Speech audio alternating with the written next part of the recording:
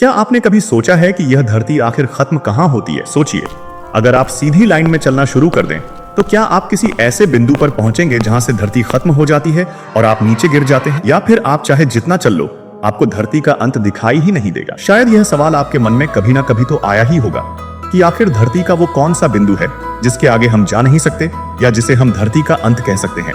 हजारों साल पहले लोग मानते थे कि धरती समतल है। मिस्र, मेसोपोटामिया और ग्रीक सभ्यताओं में एक धारणा थी कि धरती एक बड़े प्लेट या छपटे डिस्क की तरह है जिसके चारों ओर महासागर फैला हुआ है। उनका मानना था कि अगर कोई ज्यादा दूर तक जाएगा तो धरती के किनारे पर पहुंचकर नीचे गिर जाएगा। भारत की पौराणिक कथाओं में भी धरती को एक विशाल सांप के ऊपर टिका हुआ बताया गया है। यूरोप में मध्य युग तक लोग मानते थे कि समुद्र के आखिरी छोर पर राक्षस रहते हैं जो इंसानों को निगल लेते हैं, यानी दुनिया के अंत का डर इंसानों के दिमाग में हमेशा से था।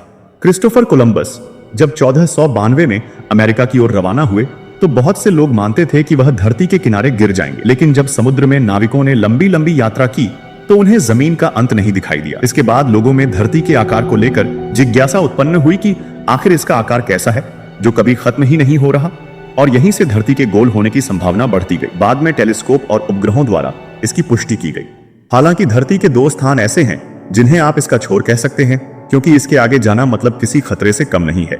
धरती के दो ऐसे बिंदु हैं जिन्हें नॉर्थ पोल और साउथ पोल के नाम से जाना जाता है। नॉर्थ पोल समुद्र के बीचों बीच स्थित है और इसी समुद्र के पास नॉर्वे देश मौजूद है। इस देश के पास एक सड़क है जिसका नाम E69 है। खास बात यह है कि E69 दुनिया की सबसे उत्तरी सड़क है जो सीधा कार से आर्कटिक महासागर तक पहुंचाती है, यानी आप गाड़ी चलाते चलाते उस जगह पहुंच सकते हैं जहां से आगे सिर्फ बर्फ, समुद्र और अनंत ठंड है। इसके आगे आप बिना समुद्र में उतरे जा ही नहीं सकते, और अगर गए भी तो आपको सिर्फ बर्फ के अलावा कुछ भी नहीं मिलेगा।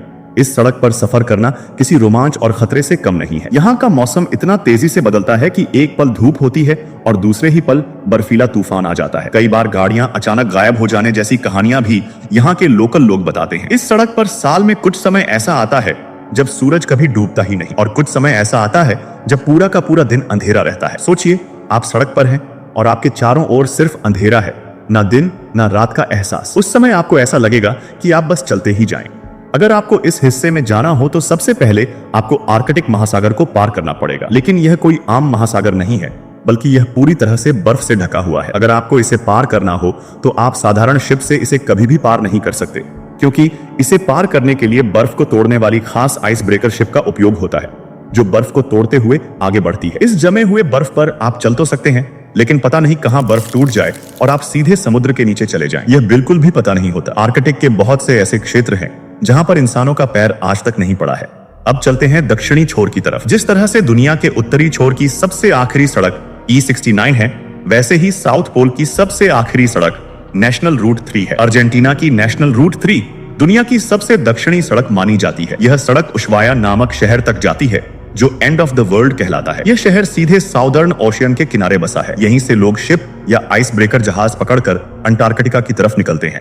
साफ तौर पर चाहे आप नॉर्थ पोल को पार करें या साउथ पोल को पार करें, आपको आगे समुद्र ही दिखाई देगा, और फिर वही जमीनी भाग साफ तौर पर दुनिया का अंतिम छोर है ही नहीं। लेकिन आपके लिए अंतिम छोर यही दो सड़क हैं। उम्मीद है कि यह वीडियो आपको पसंद आया होगा।